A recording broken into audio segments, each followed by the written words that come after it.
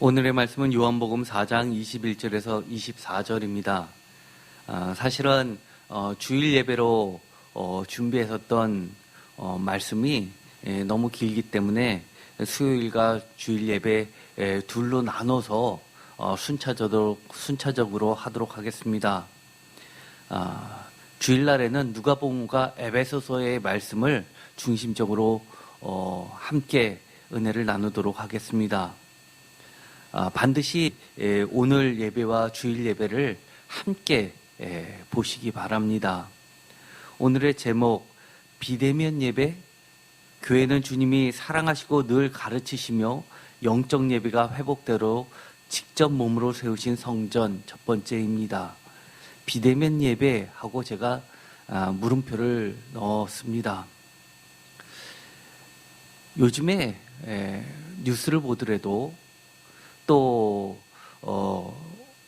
일부 교회들 그리고 일부 신학자들이 비대면 예배, 동영상 예배로도 충분하다는 이야기들이 많이 나오고 있습니다. 정말 그럴까? 우리는 좀 더 깊이 따져봐야 합니다. 오늘의 말씀 요한복음 4장 21절에서 24절까지의 말씀을 보면 아주 현장 예배가 아니라 비대면 예배로도 충분하다라고 이야기하는, 그렇게 주장하는 사람들이 즐겨 사용하는 본문 중에 하나입니다.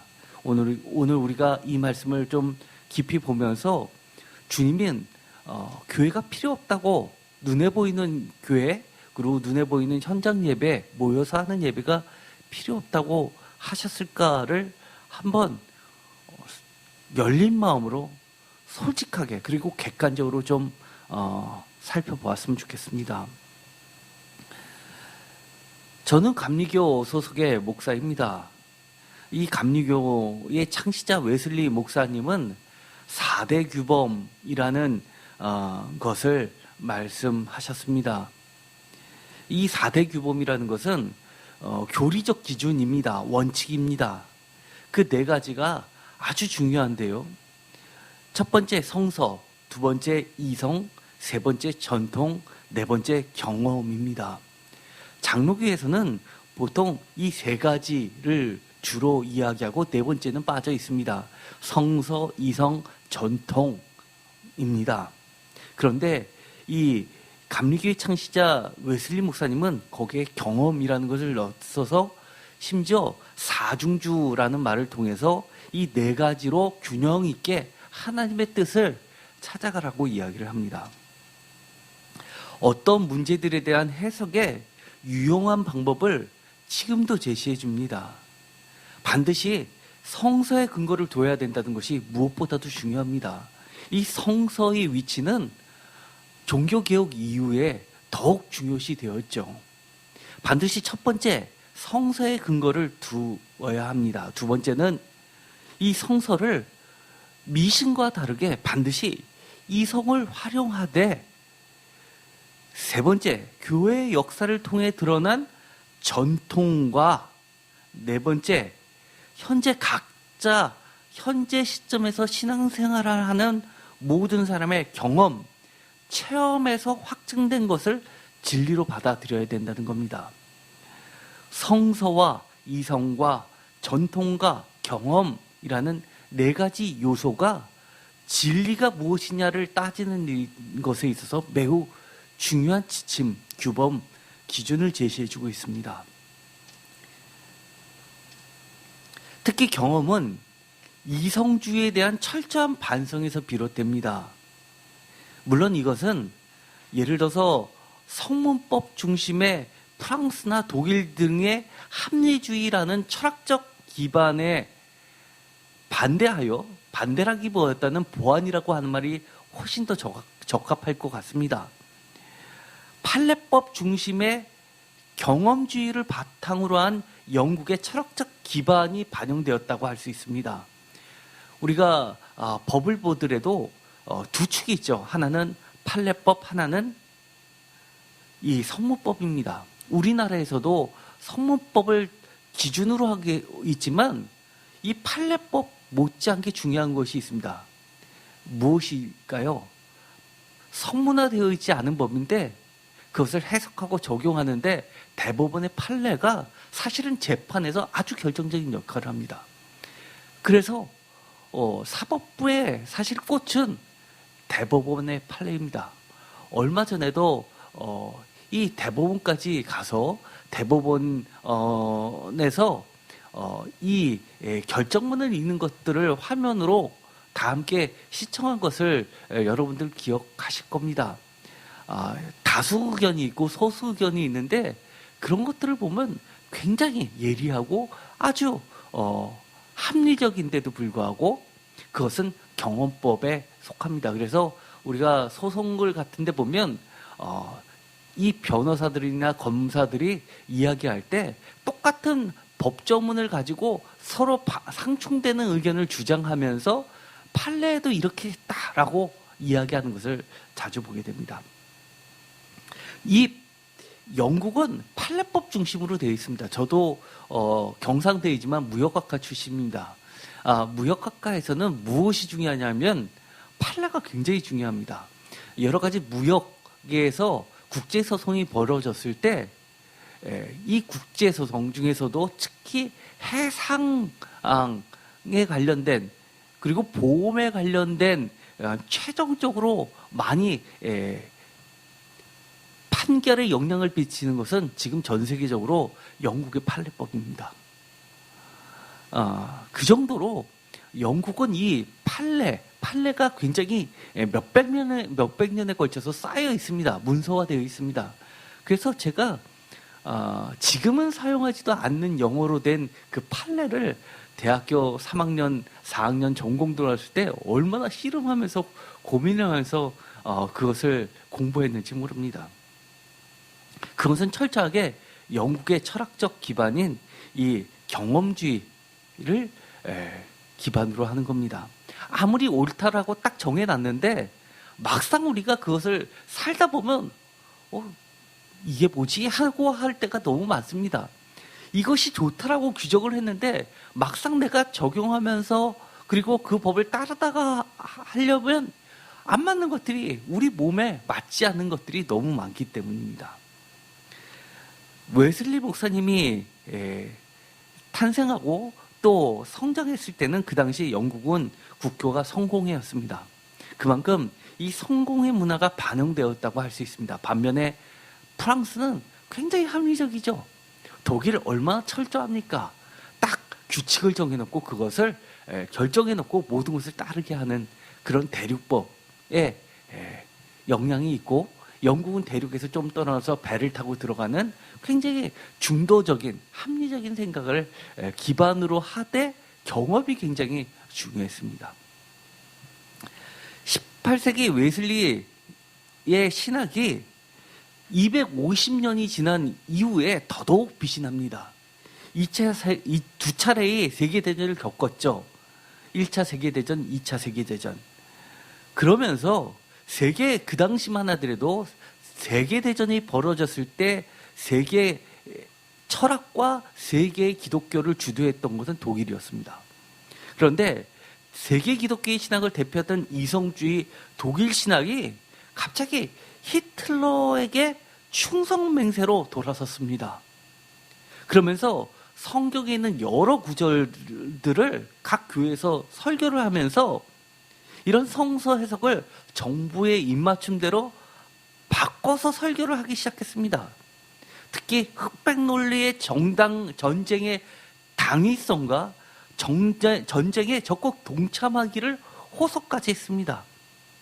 마치 2차 세계대전 때 유태인을 학살하는 것이 예수를 죽인 유대인을 학살하는 것이 마치 예수님에 대한 죄악에 대한 심판을 인류가 바로 세우는 거라고 그렇게까지 설교를 했습니다.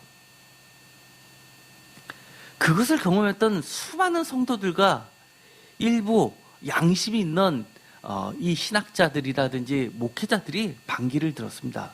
대표적인 것이 젊은 나이에 죽게 됐던 드트리 보네포 같은 사람입니다. 그 사람들은 루터교였습니다. 독일은 원래 루터교가 국교죠. 그런데 이 루터교에 소속돼 있었던 사람들조차도 경험적으로 이건 아닌데 라는 생각을 하기 시작했습니다. 그러면서 교파를 초월해서 이 모든 것을 겪다 보니까 체험적으로 이것은 논리적으로는 굉장히 화려한데 이거는 복음이 아니구나 라는 것을 깨닫게 됩니다. 각종 그럴듯한 논리로 포장된 정치적 선전 도구로 전략한 허울뻔인 종교를 고발하면서 목숨을 걸고 생명을 걸고 복음을 지켜나가게 됐습니다. 그래서 지금도 보면 종교개혁이라든지 중요한 때마다 디트리 보네포는 플랜카드에 자주 등장합니다. 요즘 정부에서는 천주교나 불교에서는 50인 이하에 대해서는 제재를 전혀 하지 않으면서도 미사나 법회를 진행을 하죠. 반대로 차별적으로 유독 개신교에 대해서면 비대면 예배를 하라고 강요하면서 숫자에 관계없이 예를 들어서 10명이다, 20명이다. 그러면 50인 이하면 30명이다 이렇게 정해주는 것이 아니라 무조건적으로 다 하지 못하게 합니다. 동영상 예배만을 하라고 합니다. 모든 개신교 교회의 현장 대면 예배를 금지할 뿐만 아니라 교회와 또 그 예배에 참여한 현장 예배에 참여한 성도들에게 벌금까지도 매기고 구상권까지도 청구하겠다고 합니다. 이 구상권 조항이 들어가 있는 법조문이 신기하게 깜짝 놀랄 겁니다. 재난법에서 66조 6항입니다. 웃기죠? 666. 이 구상권에 대한 것이 마치 좋은 의미로 이 구상권이라는 제도를 만들었을지 몰라지만 이 개신교 순수한 신앙을 지키려는 사람들한테는 마치 사탄의 하수인인 양 반그리스도적 폭거를 서슴지 않고 이해한다는 데서 정말 이처럼 안타까운 현실은 없는 듯합니다.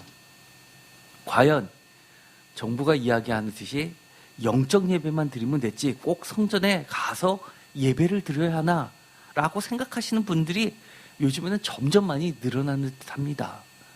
성경에 보면 그거를 마치 지지해 주는 것 같은 본문들이 여럿 있기 때문입니다. 뿐만 아닙니다.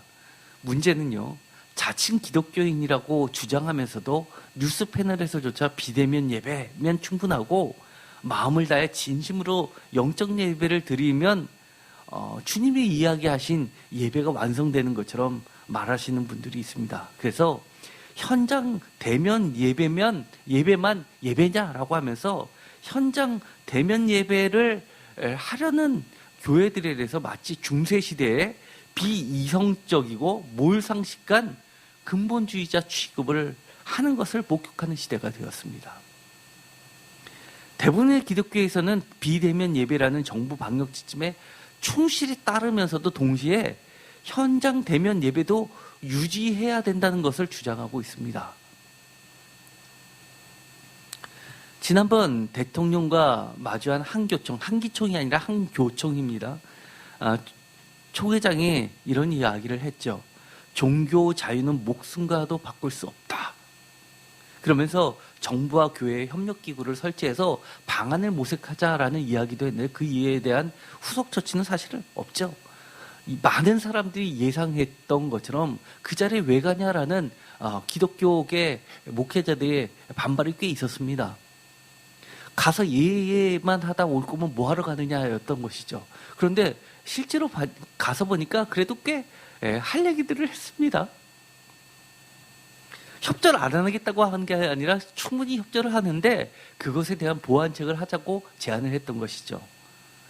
그러면서 종교의 자유를 너무 쉽게 공공력으로 제한할 수 있고 예배 중단을 명령할 수 있다는 뜻으로 들려서 크게 놀랐다라는 이야기를 했습니다. 신앙을 생명같이 여기는 이들에게는 종교의 자유는 목숨과 바꿀 수 없는 가치라고 덧붙였죠. 정부가 방역을 앞세워서 교회를 행정명정하고 있는 것을 보면 굉장히 이게 자유주의 국가인가? 더 나아가서는 많은 고민을 하게 됩니다. 과연 뭐가 맞지? 불가피하게 현장 예배에 참석하지 못하는 성도님들을 위해서 마련한 동영상 예배처럼 마찬가지로 반대로 어떠한 여건 속에서도 몸소 교회에 직접 나와서 평생 목숨처럼 소중히 지켜왔던 신앙을 중시하면서 성전에서 현장에서 예배드리기를 원하는 성도님들 또한 사실은 더더욱 지켜드려야 합니다. 이것을 법적으로 강제하는 것에 대해서는 저는 반대합니다. 문제는 정부가 일방적으로 기독교만 모든 현장 대예배를 금지시켰다는 데에서 더 큰 반발이 있을 수밖에 없는 것입니다. 많은 교회들이 저도 그렇지만 얼마나 방역에 애를 쓰고 아마 TV에서 나오는 여러 가지 것보다 훨씬 더 거리도 띄고 또 마스크도 쓰고 소독도 하고 얼마나 노력을 하는지 모릅니다. 더더욱이 자유민주주의 국가에서 박정희 유신 독재 때도 그리고 전두환 군사 독재 시대에도 없었던 예배 금지가 지금 이루어진다는 겁니다. 마치 일제시대나 6.25 때 공산당들이 했던 예배 금지 다음으로 이번이 처음이라는 겁니다. 과연 영적 예배라는 것이 무엇일까요? 비대면 예배 이퀄 영적 예배일까요? 그것에 대해서 주님이 맞아 그거야 라고 인정하실까요? 그들의 주장은 이렇게 이야기합니다. 방역은 과학과 의학이지 신앙이 아니다 라는 이야기를 합니다. 굉장히 인본주의적 사고를 기본적으로 가지고 있습니다. 성경에 자신들의 생각대로 짜 맞추는 죄악까지도 심지어 범하고 있는 듯합니다. 성경의 몇몇 구절들을 제시까지 하면서 영적 예배를 강조하신 예수님을 마치 무교회주의자로 만들어버립니다. 이것이야말로 분명한 왜곡입니다. 무교회주의, 이것은 사실 옛날에도 있었습니다.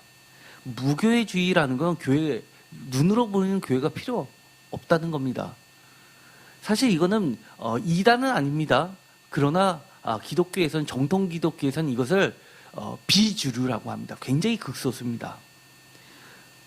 무교회주의란 교회 용어 사전에 보면 이렇게 이야기를 합니다.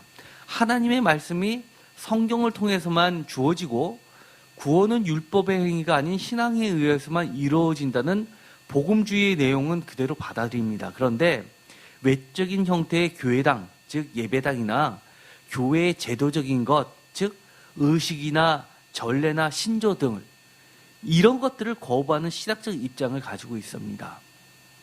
예를 들어서 이런 데서는 예를 들어서 세례를 준다든지 성만찬을 한다든지 이런 것들은 다 거부를 하는 거죠. 교회의 모든 외적 형식은 인간적 요소를 신적 요소보다 높이는 결과를 가져와서 또 마침내 퇴화함으로 거부돼야 해야 한다고 봤던 겁니다. 없어질 거는 의미 없다는 것이죠.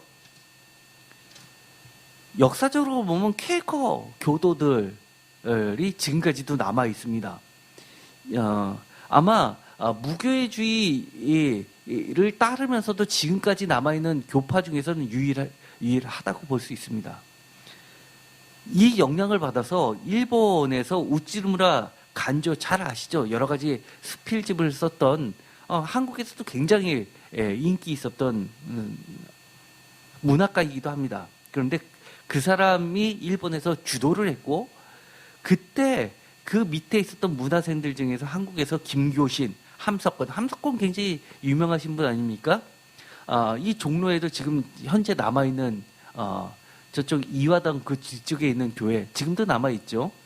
함석헌, 송두영, 정사훈, 유석은, 양희성 등이 1927년 7월 동인지 성서조선이라는 걸 창간하고 성경 연구 집회를 가지면서 한국에서 무교회주의 운동을 전개했습니다.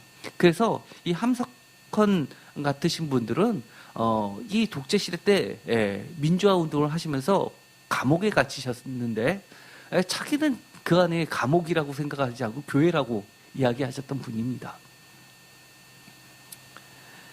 그래서 기독교에서는 이 무교회주의를 아노미 현상, 아는 부정이고 노미는 놈이라는 것은 규칙이죠. 제도를 벗어나려고 하는 그런 현상으로 보고 있습니다. 그래서 김교신 같은 분은 이미 뭐 고인이 되신 지 오래되셨지만 그분의 역량은 지금도 남아 있습니다. 무교회주의란 진정한 기독교를 의미하는 것이다. 진정한 크리스찬을 의미하는 것이다. 교회 유무나 세례 유무 등은 한등 관계가 없고 무교회주의 곧 복음, 무교회주의자 곧 신자다. 즉 참 그리스도교는 교회 없이도 가능하며 그리스도교의 궁극적 소망인 구원도 또한 교리 없이도 가능하다라고 그렇게 가르쳤습니다. 그것에 함석권 선생이 따라가셨죠. 그래서 이 교회에서의 바리새사이주의 조직교회의 비복음 현상에 대한 대안으로 제야 세력에서는 그렇게 얘기를 합니다. 저는 이렇게 묻고 싶습니다. 대통령도 그런 말씀을 하셨죠. 방역은 신앙이 아니라 과학이고 의학이고. 그러나 저는 이렇게 묻고 싶습니다. 코로나는 하나님이 못 다스리십니까? 비대면 예배가 현장 대면 예배보다 자신의 신앙생활에 정성과 진심이 더 많이 담겨 있다라고 규정할 수 있습니까? 자신의 편의와 이익이 현장 대면 예배보다는 비대면 영상 예배를 선호하지 않습니까? 교회까지 안 나가도 되니까 편하지 않습니까? 교회 안 가고 집에서 자유롭고 편하게 아무 때나 시간 나는 대로 드리는 동영상 비대면 예배가 혼자만 옳다고 하기는 좀 찝찝하니까 나 말고도 많은 동조자들이 생기면 내 자신이 좀 편안해지기 때문에 비대면 예배는 영적 예배라고 주장하는 것 아닙니까? 물론 어쩔 수 없이 동영상 예배를 정말 간절한 마음으로 드리는 사람이 있습니다. 저도 중환자실에서 나와서 일반 병동으로 갔을 때 그때 교회는 갈 수 없고 정말 동영상으로 예배를 간절한 심정으로 드렸습니다. 그러면서도 하나님 빨리 나가서 예배 드릴 수 있게 해주세요라고 얼마나 기도했는지 모릅니다. 그런 분들도 물론 있습니다. 정말 부득이한 상황에 어쩔 수 없는 성도님들이 선택한 비대면 예배가 자신의 편의 위주로 선택적 예배 방편이 되진 않았습니까? 오늘의 말씀 요한복음 4장 21절부터는 아주 유명한 말씀이 나오죠. 사마리아 여인이 예수님께 질문합니다. 그러자 주님이 답변을 하시죠. 예수께서 이르시되 여자야 내 말을 믿으라. 이 산에서도 말고 예루살렘에서도 말고 너희가 아버지께 예배할 때가 이르리라. 22절 너희는 알지 못하는 것을 예배하고 우리는 아는 것을 예배하노니 이는 구원이 유대인에게서 남이라. 23절 아버지께 참되게 예배하는 자들은 영과 진리로 예배할 때가 오나니 곧 이때라. 아버지께서는 자기에게 이렇게 예배하는 자들을 찾으시느니라. 24절 하나님은 영이시니 예배하는 자가 영과 진리로 예배할지니라. 이 말씀을 보면 비대면 예배의 정당성을 주장하는 근거로 많이 사용되는 말씀입니다. 요한복음 4장 23절 24절 특히 예수님의 말씀은 결코 유대교의 예루살렘 성전이든 아니면 사마리아의 정통성을 대변하는 그리심산 성전이든 우리가 잘 알고 있죠. 모세가 가나안 땅으로 입성하면서 12지파 중에서 6개 지파와 나머지 6개 지파를 하나는 그리심산, 하나는 에발산에다 세워놓고 모세가 이야기를 하죠. 축복과 저주를 이야기하면서 각각 아멘하게 하게 했던 산 중에서 특별히 축복산에 해당한 그리심산의 사마리아 사람들은 성전을 짓고 예배를 드렸었던 겁니다. 모세 때부터 있었던 중요한 성전이죠. 그런데 그런 현장 또는 건물과 연관된 예배 폐지를 주장하기 위해서 요한복음 4장 23절에서 24절까지를 예수님이 말씀하셨을까요? 아니면 예배의 본질을 회복시키시기 위해서 가르쳐 주신 말씀일까요? 이건 굉장히 중요합니다. 이 구절은요, 신약기의 누가복음에 보더라도 여러 장면에서 누가복음뿐만 아니라 특히 복음서에 비슷한 이야기들이 많이 나오는데요. 대표적인 것이 안식일에 주님께서 예배에 참석하셔서 여러 병자들을 고쳐지면서 안식일 규정을 안 지키신 겁니다. 깨트리신 겁니다. 누가복음 13장 10절 예수께서 안식일에 한 회당에서 가르치실 때 11절 18해 동안이나 귀신 들려 앓으며 꼬부라져 조금도 펴지 못하는 한 여자가 있더라. 12절 예수께서 보시고 불러 이르시되 여자여 내가 내 병에서 놓였다 하시고 13절 안수하시니 여자가 곧 펴고 하나님께 영광을 돌리는지라. 14절 회당장이 예수께서 안식일에 병 고치시는 것을 분내어 무리에게 이르되 일할 날이 엿새가 있으니 그 동안에 와서 고침을 받을 것이요 안식일은 하지 말 것이라 하거늘. 이 구절 속에서 보더라도 마치 예수님이 규정적인 예배들을 깨부시는 혁명가처럼 보이게 됩니다. 안식일을 없애기 위해서 자꾸 안식일을 규례들을 무너뜨린 이 예수님처럼 보이십니까? 아니면 안식일에 병자를 고쳐주거나 생명을 살리시는 선한 행위를 기록한 누가복음 13장 10절에서 13절 같은 복음서의 많은 본문들을 또한 안식일의 예배는 선한 행위 앞에서는 언제든지 없어질 대상임을 말하는 것을 가르치기 위해서 하신 것 같습니까? 그러나 저는 이런 논리들은 더더욱 잘못된 사탄적 해석이라고 봅니다. 안식일 예배가 선한 행위 앞에서는 언제든지 없어질 것이다 라는 것을 가르치는 것도 아니고 또 안식일 예배는 의미 없다라고 안식일 예배 자체를 부정하기 위해서 하신 것도 아니라는 겁니다. 예수님은 오히려 안식일 회당이라는 공식적인 예배가 얼마나 하나님과 사람 사이에 사랑의 교제가 사랑의 하나님이신 하나님의 임재하시는 능력으로 예배를 참여한 모든 사람들이 얼마나 삶이 변화되고 살아날 수 있는지를 가르쳐 주시는 겁니다. 이것은 굉장히 중요합니다. 삶의 고난과 장애와 아픔이 있을수록 더더욱 하나뿐인 예루살렘 성전의 한계성이라는 것이 있죠. 그 멀리서 어떻게 예루살렘 성전까지 갑니까? 매주. 그런 한계성을 각지에 흩어져 있는 사람들 가까운 각 지방 마을 곳곳에 회당이라는 마치 오늘날 우리 시대의 교회와 같은 곳에 이루어지는 예배에 참여를 함으로써 참된 변화와 새로운 존재를 경험시키고 있었던 겁니다. 그것을 예수님이 가르쳐 주신 겁니다. 따라서 안식일의 회당에서의 병자 치유 기적 또한 참된 예배의 회복을 주님은 추구하신 것이라는 겁니다. 또 이 비대면 예배를 강조하시는 분들이 이런 구절을 많이 이용하죠. 요한복음 2장에 보면 유명한 말씀이 나옵니다. 18절에 유대인들이 예수님을 향해서 표적을 보여달라라고 하니까 19절 예수께서 대답하여 이르시되 너희가 이 성전을 헐라 내가 4월 동안에 일으키리라. 20절 유대인들이 이르되 이 성전은 46년 동안의 지었건을 내가 3일 동안에 일으키겠느냐 하더라. 21절 그러나 예수는 성전된 자기 육체를 가리켜 말씀하신 것이다. 46년 동안 지었던 성전을 주님께서는 헐으시고 성전된 자기 육체를 세우시는 게 주님의 이 땅에 오신 목적이었다라고까지 이야기합니다. 보이지 않는 영적 성전의 대표적인 성경 말씀 요한복음 2장 19절 21절은 더더욱 이 땅의 건물로서의 성전교회의 불필요성을 말하는 것일까요? 저는 그렇다고 보이지 않습니다. 아무리 읽어도 성전교회의 불필요성을 말하는 것이 아니라 참된 교회의 완성을 말씀하시는 겁니다.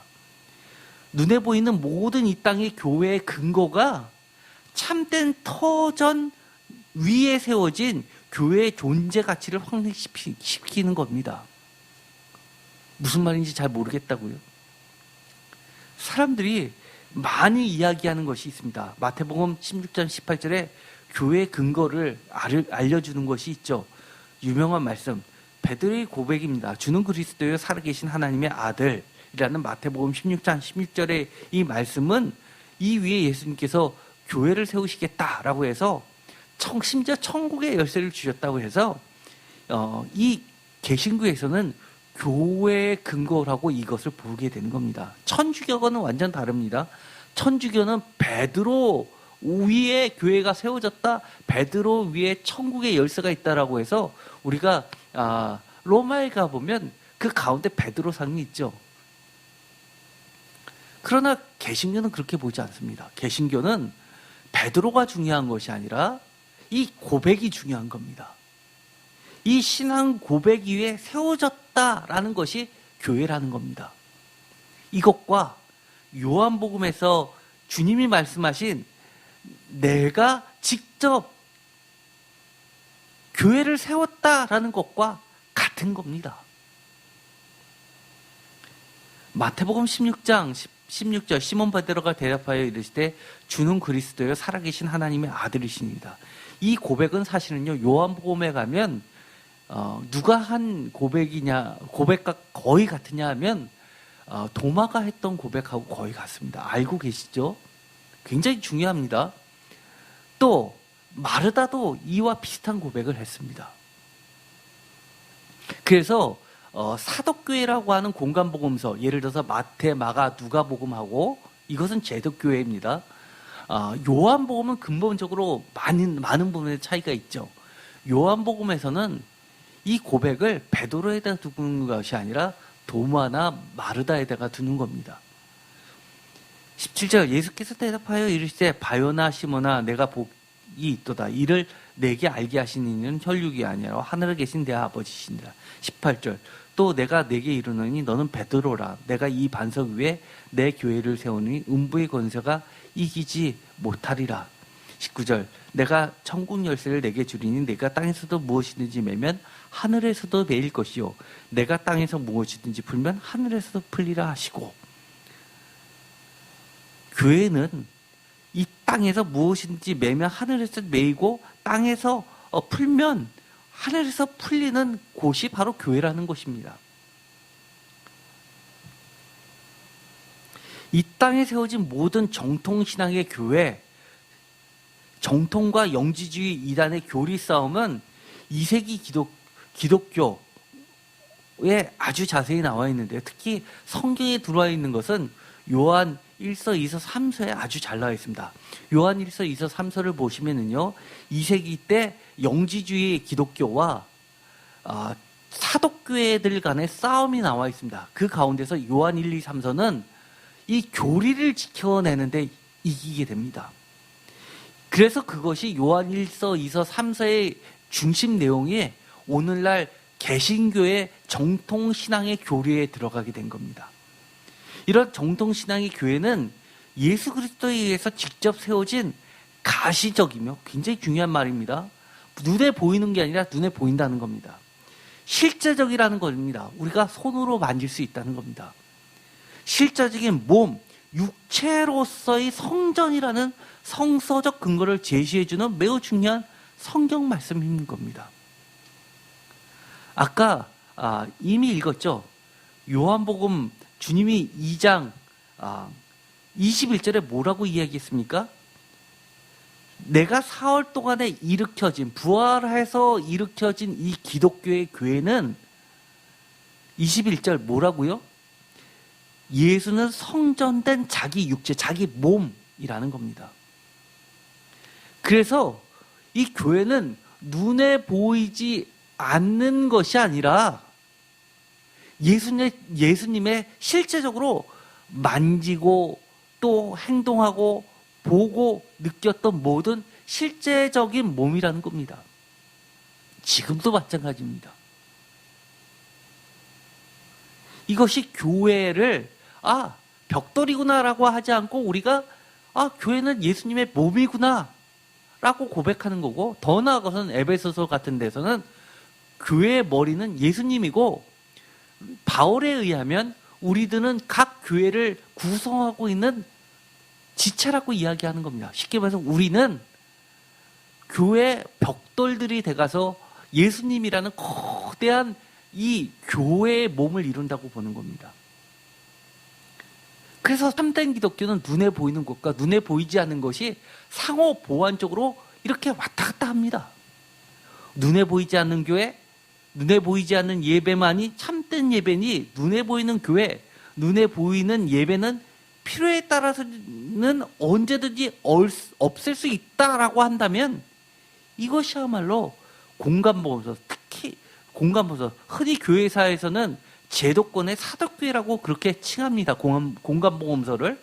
거기에는 마태복음의 교회들이 있고, 마가복음의 교회들이 있고, 누가복음의 교회들이 있습니다. 이런 공간보험서보다도 훨씬 더 많이 영을 보이지 않는 영을 강조한, 성령을 강조한 요한 공동체 교회가 있습니다.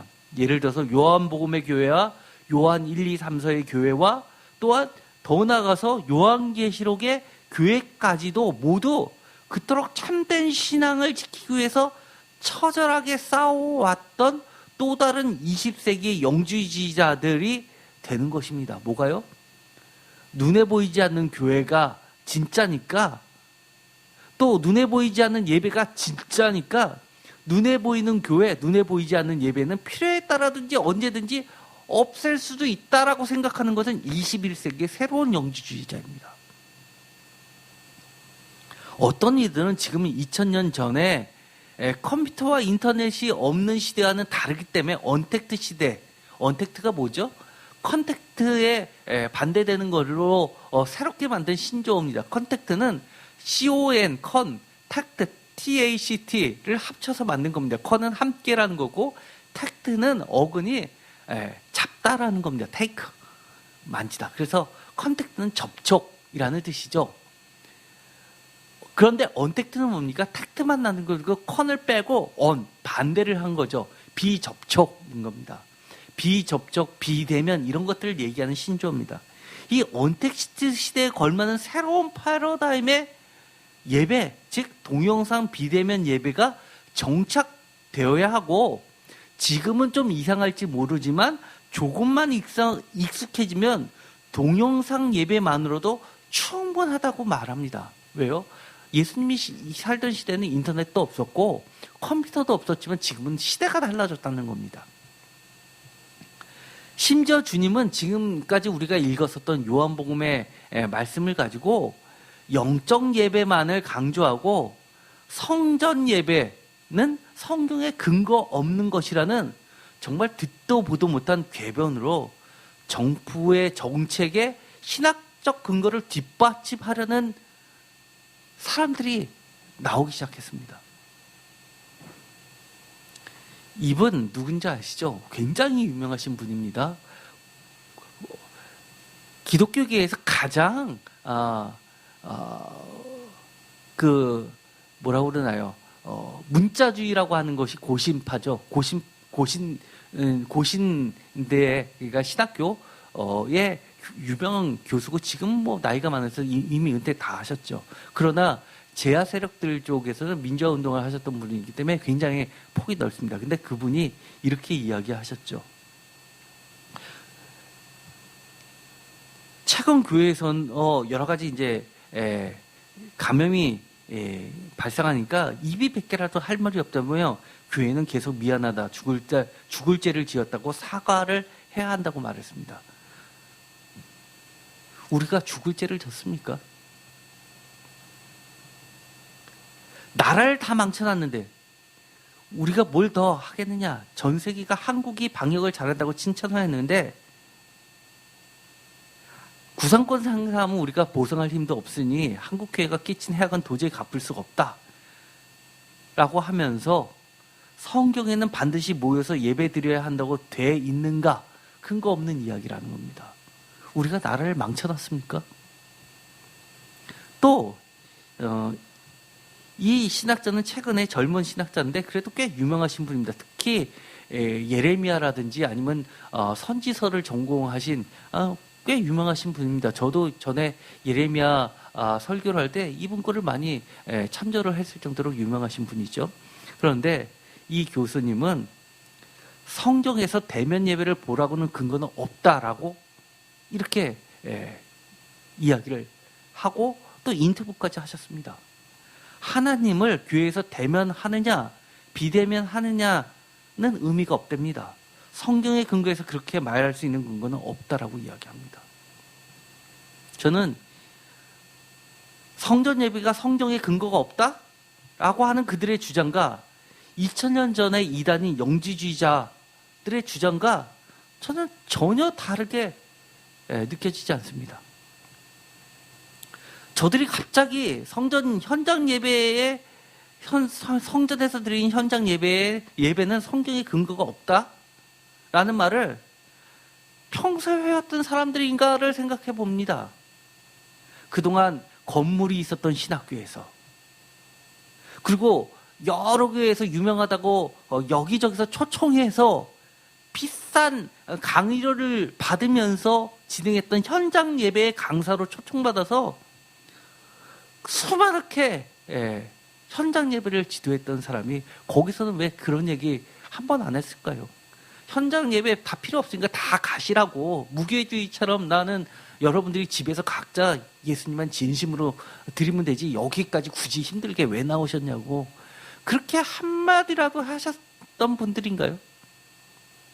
지금 저와 같은 정말 월급조차 없이 국내 선교를 하는 그런 개척교회, 수많은 교회 개척교회 목사들은 상상조차도 할 수 없을 정도의 강사비를 해마다 받아왔으면서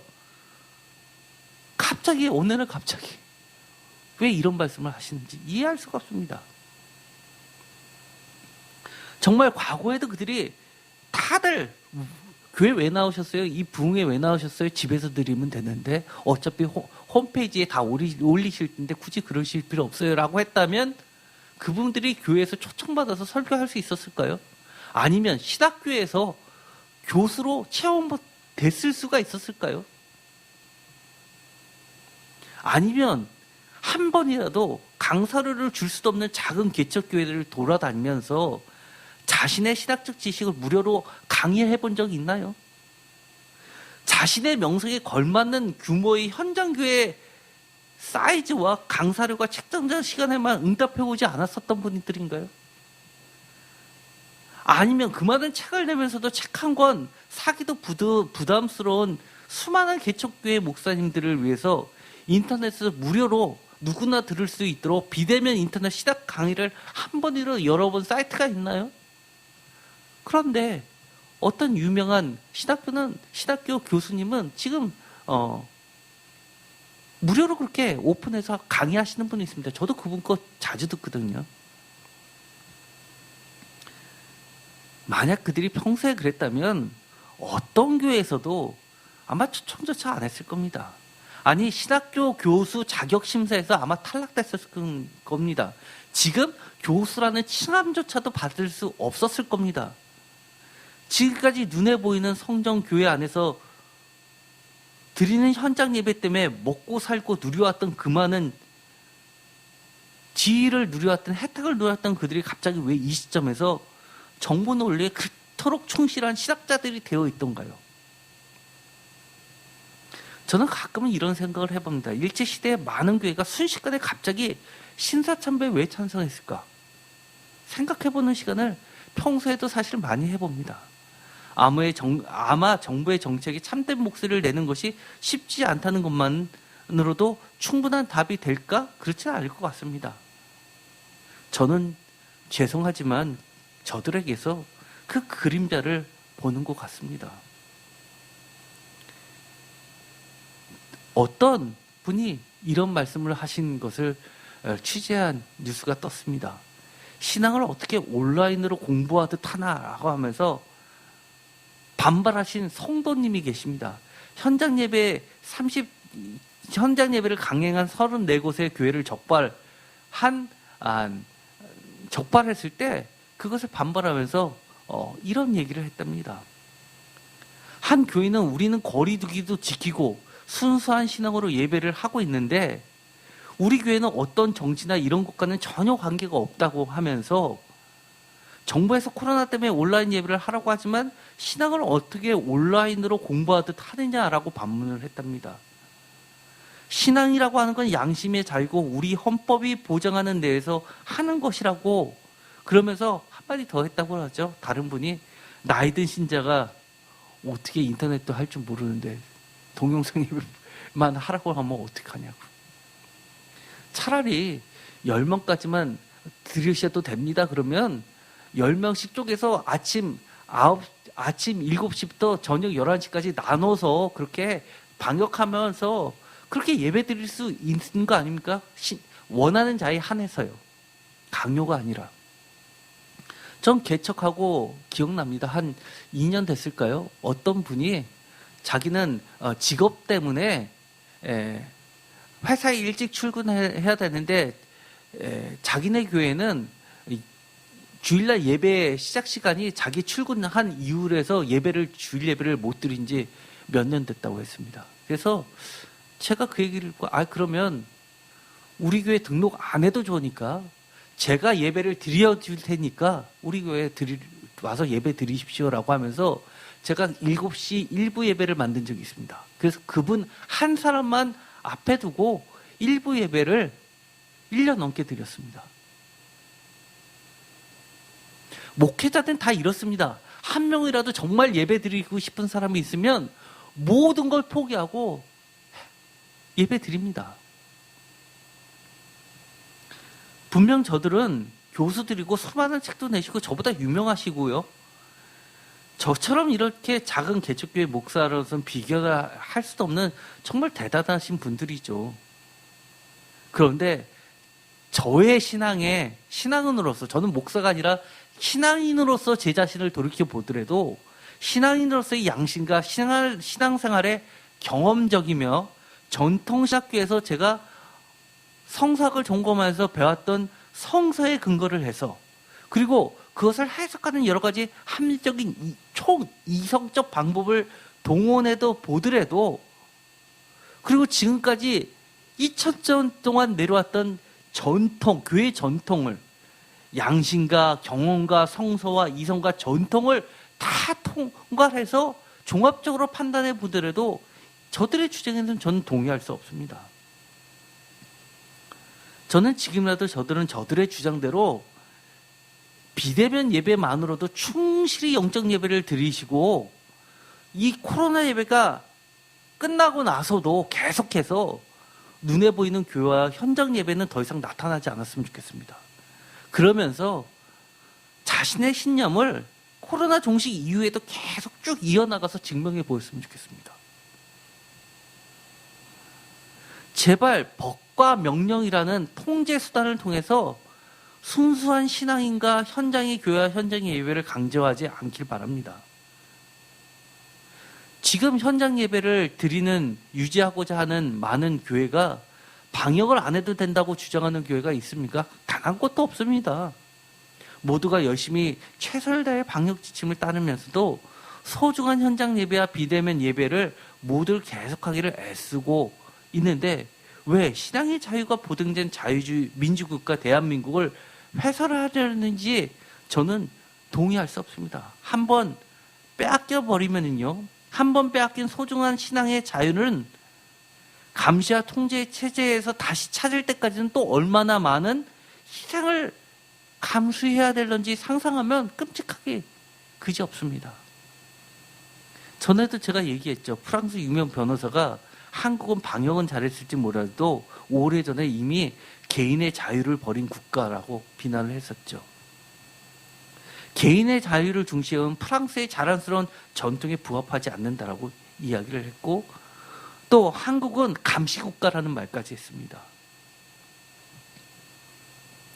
그러면서 다른 분들도 예를 들어 프랑스 정부 과학자 자문위원인 감영학 박사도 유럽 차원에서는 적용할 수 없는 극단적인 사생활 침해라고까지 이야기를 했습니다.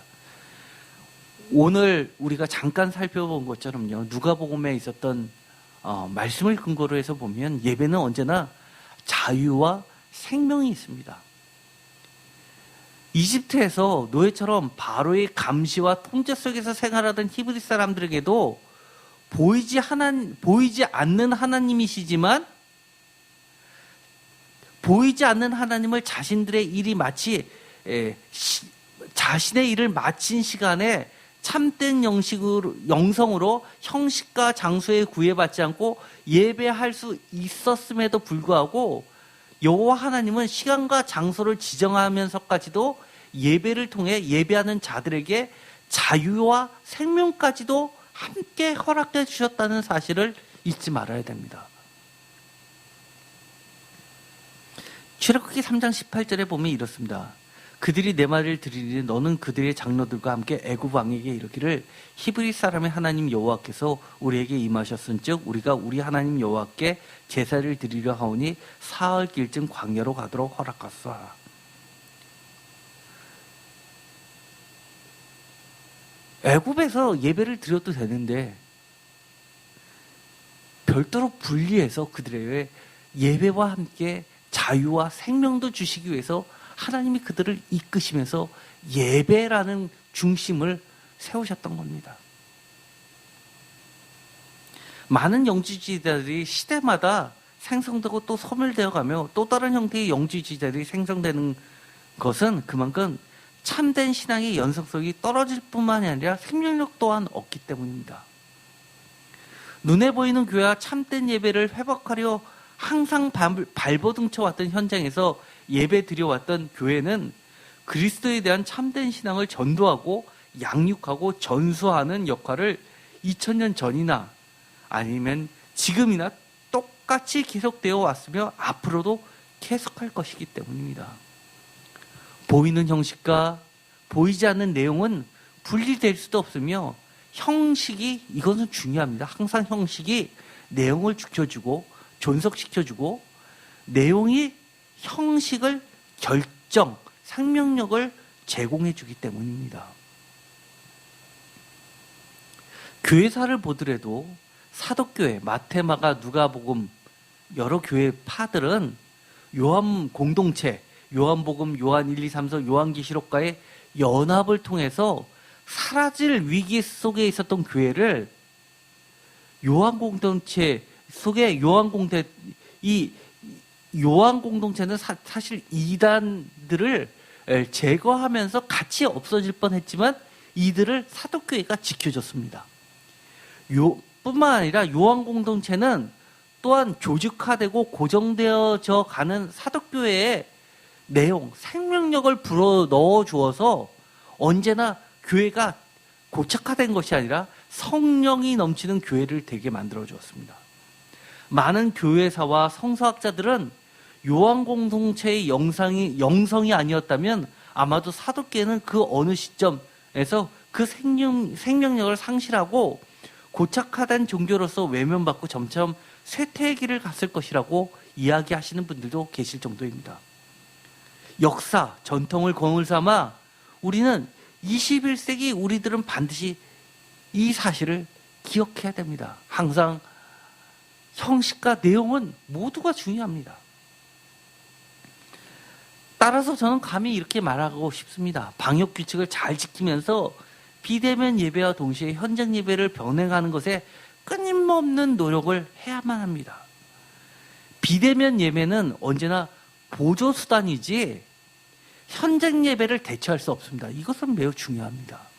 오히려 언제나 교회와 현장 예배는 오히려 보조가 아닌 주요 예배라는 겁니다. 어떠한 논리로도 어떠한 한쪽을 강제하여 없앤다면 분명 양쪽 모두를 잃게 될 것이 분명하기 때문에 저는 이것을 경고합니다. 또한 저는 묻지 않을 수도 없습니다.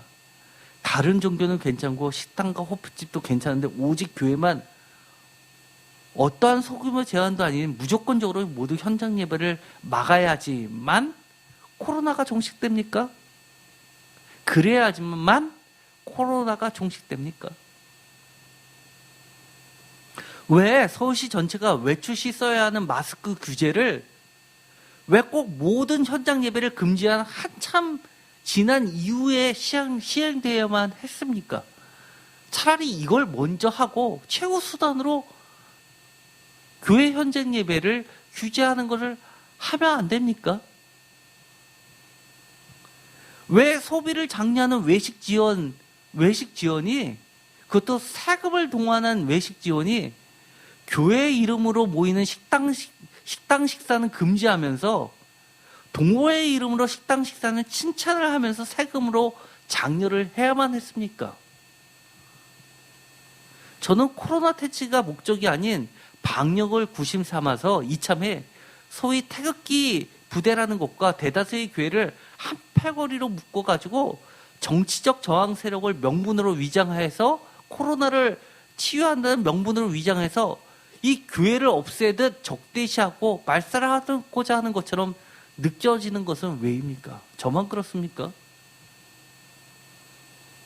현 코로나 상황이 어떻게 교회만의 원인이 있고 현장 예배 때문이라고 할 수 있습니까? 다른 곳 다 놔두고 교회만 현장 예배만 없애면 코로나가 잡힐까요?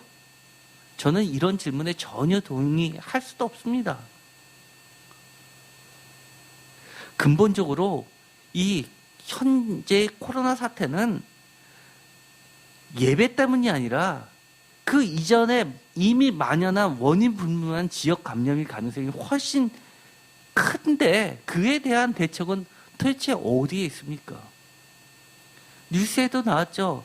확진자 300명이 연일 지속될 때 감염 경로가 불분명한 것이 21.5%다. 그런데 이 기사가 뜨고 나서 한 3일이 지났는데 지금은 감염 경로가 불분명한 지역 감염자가 25%가 넘어갔다고 어제 뉴스에 나왔습니다. 이 정도면 예를 들어서 현장 예배를 2명이 하는데 검사에 뜨면 2명이 다 코로나가 걸렸다고 합시다. 그런데 사실은 지역에서 감염된 각자의 한 명이 교회에 모여 있었는데 검사했더니 나왔다고 이것이 교회발이다라고 이야기하는 것과 뭐가 다릅니까? 정말 확실한 근거가 있습니까? 거기다가 구상권 이야기를 하고 벌금이나 구속까지 해야 된다? 더 이상의 테러는 없고 아무리 소설하지만 순수한 신앙을 지키고자 하는 국민을 적대시한 완전히 완장찬 공공력 행사가 정당한 권력입니까? 어떠한 상생의 방안은 전혀 나오지 않는 것 같습니다. 제가 주일날 더 자세히 이야기를 하겠습니다. 누가복음에 보면은요, 눈에 보이는 성전과 눈에 보이지 않는 성령의 상호 교제가 역동적으로 나타나 있습니다. 성령 하면 누가복음과 사도행전이 가장 대표적이죠. 그리고 보혜사라는 이야기가 제일 처음 유일하게 나온 것은 요한복음입니다. 그런데 누가복음에 대해서는 결론만 딱 얘기하고 마치기로 하겠습니다. 누가복음 1장 그리고 마지막 장 24장 무슨 이야기로 시작하고 무슨 이야기로 끝나나요? 혹시 기억나시나요? 누가복음 1장과 누가복음 24장 성전에서 시작해서 성전으로 끝납니다.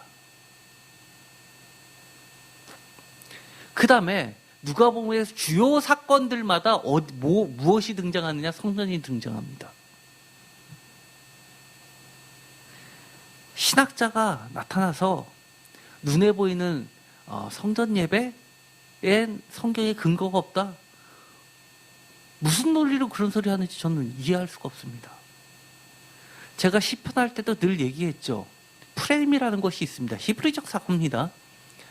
처음과 끝을 프레임을 형성해서 똑같은 구조를 하면 그 중간에 안 써 있더라도 매절 그것을 이야기하는 것과 똑같습니다. 그렇다는 이야기는 누가복음의 프레임이 성전에서 성전으로 끝난다는 이야기, 그리고 중요한 사건, 예를 들어서 예수님의 십자가 사건에 관련된 재판 얘기, 이 모든 것, 그 다음에 또 중요한 얘기, 공생애를 시작하기 전에 사탄과의 싸움에서 맨 마지막 시험, 다 성전 이야기입니다.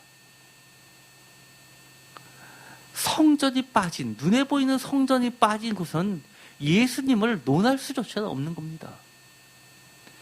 저는 오늘 이 시간과 또 계속되는 주일 예배를 통해서 여러분들이 성전의 중요성과 현장 예배의 중요성을 다시 한번 깨닫고, 제가 무조건 현장 예배 강요하는 건 아닙니다. 그러나 제가 말씀드린 거는 현장 예배, 그리고 눈에 보이는 건물 성전이 성경에 아무도 근거가 없다라고 하는 것에 대해서는 단호하게 아니다라고 이야기하셨으면 좋겠습니다. 우리가 비록 지금은 비대면 예배, 동영상 예배로 드릴지는 몰라도 여러분 열심히 기도하십시오. 빨리 이것이 회복되게 해달라고 기도하십시오. 누구보다도 안타까워하시는 분은 아마 주님일 겁니다. 이 땅에 교회들이 다 사라지고 나서도 여러분이 영적 예배를 드릴 수 있다고 자신하십니까? 그거야말로 사탄의 논리입니다. 교회가 이 땅에서 사라지고 현장 예배가 사라지면요, 영적 예배 순식간에 무너집니다. 다시 한번 우리가 그동안 아무런 문제의식 없이 해왔던 것들에 대해서 경각심을 가지고 다시 한번 그 소중한 것을 지키기 위해서 여러분 기도 속에 하나님의 말씀을 담기를 간절히 소망합니다. 기도하고 마치겠습니다. 하나님, 오늘 우리가 잠깐 보았지만 무엇보다도 하나님은 이 땅의 교회를 통해서 우리에게 참 생명과 참 자유를 주셨습니다. 또한 주님도 교회를 없애는 것이 아니라 눈에 보이는 성전이, 눈에 보이는 예배가 아무런 소용이 없다라고 이야기하시는 것이 아니라 오히려 이 예배가 얼마나 우리를 살리는지를 가르쳐 주십니다. 코로나 때문에 예배가 없어져야 된다면 하나님, 저들에게 하나님이 코로나도 다스릴 수 있다는 것을 만백성이 목도할 수 있게 하여 주시옵소서. 우리가 조금 더 우리의 삶 가운데서 참된 신앙을 찾아가게 하여 주시옵소서. 예수 그리스도의 이름으로 기도드렸습니다. 아멘.